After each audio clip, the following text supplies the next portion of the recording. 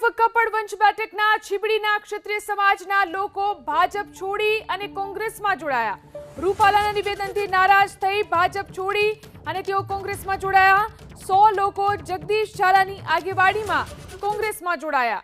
તો કપડવંજ બેઠકના છીબડીના ક્ષત્રિય સમાજના લોકો કોંગ્રેસમાં જોડાયા છે।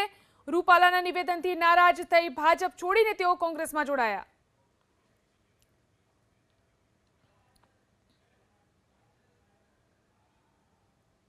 આજે જ્યારે અમારા ક્ષત્રિય સમાજનું બેન દીકરીઓનું અપમાન થાય એવી ટિપ્પણી જો એક મંત્રી તરીકે કરતા હોય અને અમારા સમાજનું જો અપમાન થતું હોય તો અપમાનના ભોગે માફી આપી શકાય જ નહીં।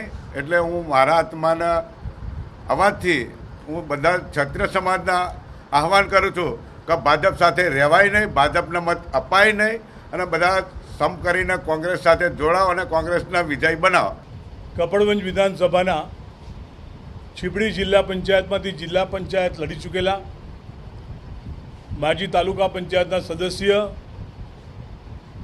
ડેરીના ચેરમેન અને ભારતીય જનતા પાર્ટીના કિસાન મોરચાના અધ્યક્ષ તેઓએ આજે